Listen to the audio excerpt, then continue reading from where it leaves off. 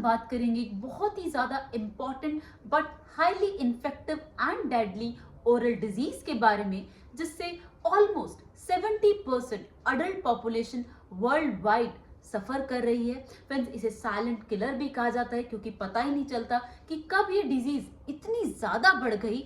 और ना केवल ये मुंह तक लिमिटेड है फ्रेंड्स, इसकी वजह से बहुत ही ज्यादा सीवियर सिस्टमिक इलनेसेस हो सकती हैं, जैसे कि cancer, heart disease, brain stroke, pregnancy complication, diabetes and what not. तो फ्रेंड्स, आज जिस डिजीज के बारे में हम बात करने वाले हैं उसे कहा जाता है पेरियोडोंटाइटिस, बट कॉमनली आप उसे पायरिया भी कहते हैं। तो फ्रेंड्स, आज का वीडियो बहुत इंपॉर्टेंट है क्योंकि आज मैं एक ऐसे केस को आपसे डिस्कस करने वाली हूं कि पायरिया की वजह से पेशेंट को कैंसर हो गया, उन्हें पता भी नहीं चला कब वो स्टेज 4 पर चला गया, and just because she knows me तो वो मेरे पास विजिट करने के लिए आई। तो आज थोड़ा बहुत उनके केस को भी टच करेंगे, बट प्रॉपर उनका केस नेक्स्ट वीडियो में मैं शो करूंगी कि कैसे बिफोर और आफ्टर में इतना ज्यादा डिफरेंस आया और कैसे वो स्टेज 4 कैंसर में एक हैप्पी हेल्दी लाइफ को जी रही हैं। तो फ्रेंड्स, आज का वीडियो बहुत इंपॉर्टेंट है, लास्ट तक बने रहिएगा। चैनल को सब्सक्राइब नहीं किया तो प्लीज कर लीजिएगा। Here we go. Hello friends, I am doctor Pratibha, oral implantologist, laser specialist and periodontist. Friends, मैं एम्पीरियन डेंटल गुरुग्राम इंडिया की फाउंडर और हेल्थ सर्जन हूँ और आज मैं बात करने वाली हूँ एक बहुत ही ज्यादा important but highly infective and deadly oral disease के बारे में, जिससे मैंने अभी डिस्कस किया। उसे कहा जाता है पेरियोडोंटाइटिस और पायरिया भी आप उसे कहते हैं। तो फ्रेंड्स, पायरिया क्या है आप सबको समझना होगा कि पायरिया कभी भी एकदम लास्ट स्टेज में नहीं पहुंचता। पायरिया हमेशा स्टेप बाय स्टेप होता है, लेकिन प्रॉब्लम क्या है कि इसके साइन और सिम्टम्स इतने माइल्ड हैं कि हम इसे इजीली इग्नोर कर देते हैं। जब तक लास्ट स्टेज नहीं आती तब तक पेन नहीं होता और एज सच कोई भी मेजर सिम्टम नहीं दिखता। तो फ्रेंड्स, इसको कैसे आप पहचानेंगे? तो थोड़ा सा ब्रीफली इसको समझे कि फ्रेंड्स, पायरिया स्टार्ट होता है प्लाक के फॉर्मेशन से। प्लाक क्या है फ्रेंड्स? एक स्लाइमी लेयर जो हर 12 घंटे में हमारे मुंह में बनती है। ये कैसे बनती है फ्रेंड्स? हम जो भी कुछ खाते हैं उसका जो रेमिनेंट है वो टूथ सरफेस पे और ओरल कैविटी पे जम जाता है, उसकी लेयर फॉर्म हो जाती है। और क्योंकि मुंह में हमेशा सलाइवा और बैक्टीरिया रहता है तो ये तीनों चीजें आपस में मिल जाती हैं। तो फ्रेंड्स, अगर ये जो लेयर है जिसे प्लाक कहते हैं, अगर ये 12 घंटे के अंदर अंदर रिमूव नहीं हुई तो ये मिनरलाइज्ड होना स्टार्ट हो जाती है। मिनरलाइज मतलब हार्ड होना चालू हो जाती है। तो अगर आप इसको 12 घंटे के अंदर रिमूव नहीं करते तो ये एक हार्ड सब्सटेंस बना लेती है जिसे कैलकुलस कहते हैं। और friends, calculus is as hard as rock, वो नॉर्मल टूथब्रश से रिमूव नहीं होता।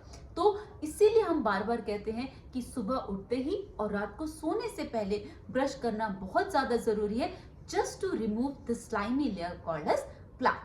Alright? अब अगर प्लाक रिमूव नहीं होता है तो ये हार्ड सब्सटेंस फॉर्म हो जाता है जिसे कैलकुलस कहते हैं, और कैलकुलस नॉर्मल टूथब्रश से रिमूव नहीं होता। तो अब क्या करें?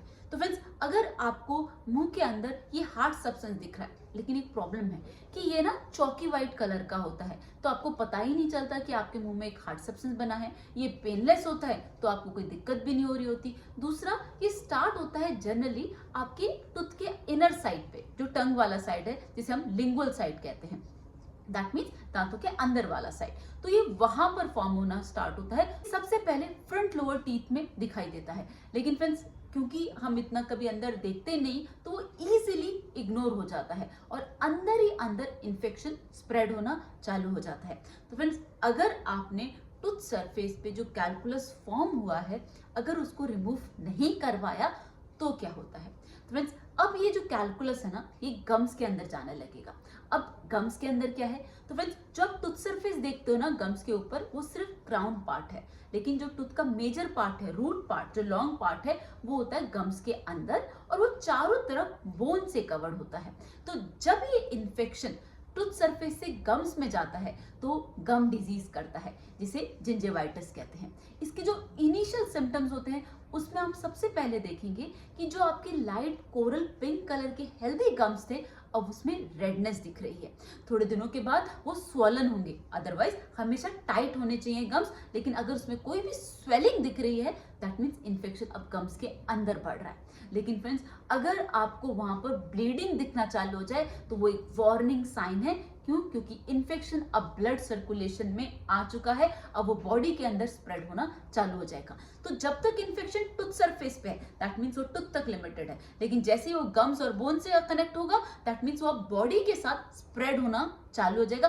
दैट इज वाई जो पायरिया है वो सिस्टमिक डिजीज के साथ कनेक्टेड है, क्योंकि ब्लड सर्कुलेशन से एसोसिएट हो जाता है। राइट, अब अगर हम ब्लीडिंग गम्स को इग्नोर कर देते हैं तो उसके बाद क्या होगा? उसके बाद फ्रेंड्स जो ये इन्फेक्शन है ना, अभी बोन लेवल पर जाना चालू होगा, तो वहां पर जैसे जैसे बोन गलेगी स्पेस बढ़ना चालू होगा। तो अब आप जो भी कुछ खाना खाएंगे वो वहां पर फंसना स्टार्ट हो जाएगा। तो फ्रेंड्स इस बात को समझिए कि अगर हमने गम डिजीज पर ही ट्रीटमेंट ले लिया तो ये नॉन सर्जिकल ट्रीटमेंट होता है, जिसे क्यूरेटाज कहा जाता है, जिसमें हम टूथ सरफेस से, गम से और जितना पॉसिबल हो सके ऊपर सरफेस के बोन से वहां पर इन्फेक्शन रिमूव करने की कोशिश करते हैं, ताकि आपकी पूरी तरीके से डिजीज खत्म हो जाती है और ये इन्फेक्शन सिर्फ यहीं पर ही हम रोक लेते हैं। ऑलराइट, तो जिंजिवाइटिस को ट्रीट करना, गम डिजीज को ट्रीट करना बहुत ज्यादा जरूरी है। इसकी मदद से हम पायरिया को, पेरिडोंटाइटिस को प्रिवेंट कर सकते हैं। ऑलराइट, लेकिन अगर हम नहीं करते तो क्या होगा फ्रेंड्स? ये इन्फेक्शन अब गम से जैसे ही बोन पे पहुंचेगा, अभी मैंने बताया कि बोन गलना चालू हो जाएगी, तो वो जो स्पेस होगा वहां पर खाना फंस जाएगा। और आपको पता है कि अगर खाना 12 घंटे से ज्यादा बाहर रह जाता है तो वो इन्फेक्शियस, पॉइजनस हो जाता है, फूड पॉइजनिंग हो जाती है। तो जस्ट इमेजिन कि अगर वो मुंह के अंदर, गम्स के अंदर इन्फेक्शन है, खाना फंसा हुआ है, तो वो आफ्टर 12 आवर्स अगर आप उसे नहीं निकाल पाते, क्योंकि वहां तक कोई इंस्ट्रूमेंट या ब्रश जाना पॉसिबल नहीं होता, तो वो अंदर ही अंदर सड़ता है, पस में कन्वर्ट होता है और धीरे धीरे आप देखेंगे कि जो गम्स हैं वहां से अब पस डिस्चार्ज हो रहा है। अब क्योंकि बोन इन्वॉल्व हो गई तो फेस पर स्वेलिंग होना चालू हो जाता है, क्योंकि अब बोन इन्वॉल्व हो गई तो नर्व्स इन्वॉल्व हो गए। अब आपको हेड में, नेक में, कान में सब जगह पेन रेडिएट होने लगता है, आपको फेस पर भी एक बड़ी सी स्वेलिंग दिखने लगती है। दैट मीन्स अब ये इन्फेक्शन प्रॉपर बोन में, ब्लड सर्कुलेशन में स्प्रेड हो चुका है और यहाँ पर ट्रीटमेंट लेना मैंडेटरी है। क्यों? क्योंकि अदरवाइज हम बहुत सारी सिस्टमिक डिजीजेस को वेलकम करेंगे, एंटरटेन करेंगे, वो हमें नहीं करना। तो फ्रेंड्स यहाँ पर जो ट्रीटमेंट होता है उसे कहा जाता है फ्लैप सर्जरी। फ्लैप सर्जरी का मतलब होता है कि हम गम्स को रिफ्लेक्ट करके टूथ सरफेस, गम्स और बोन में से 100% इन्फेक्शन को डिप्राइव कर देते हैं। पूरी तरह से इन्फेक्शन हट जाता है।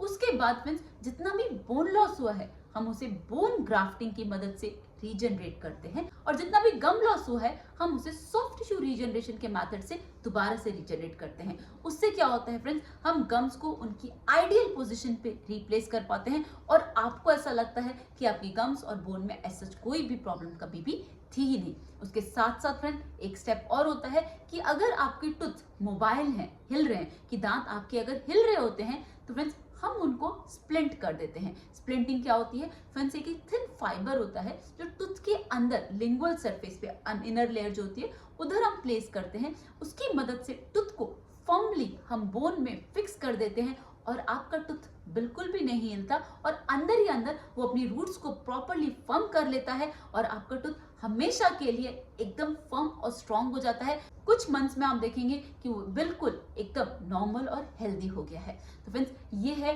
पायरिया का इलाज। जस्ट इन केस अगर आप इसे नहीं करवाते हैं फ्रेंड्स, ये इन्फेक्शन अब प्रॉपर बॉडी के अंदर फैल जाता है और इससे, जैसे मैंने बताया, बहुत सारी मेजर सिस्टमिक डिजीजेस हो सकती हैं। फ्रेंड्स मैं आप सभी से रिक्वेस्ट करूंगी कि इन सब डिजीजेस को आपको प्रिवेंट करना है, क्योंकि आप जो भी कुछ खाते हैं वो मुंह से ही बॉडी के अंदर जाता है। ब्लड सर्कुलेशन से भी इन्फेक्शन जा रहा है। अब ये सारा पस और ये सारा इन्फेक्शन मुंह के थ्रू बॉडी में स्प्रेड हो रहा है, तो वो हमें नहीं करना है। ऑलराइट, तो हमें हमेशा ध्यान रखना है कि इनिशियल स्टेज पर ही हमें ट्रीटमेंट लेना है, हमें अपनी प्रॉब्लम्स को बढ़ने नहीं देना है और जितनी जल्दी हो सके इस बीमारी से हमेशा के लिए निजात पाना है, फ्री होना है। तो फ्रेंड्स आज के लिए बस इतना ही।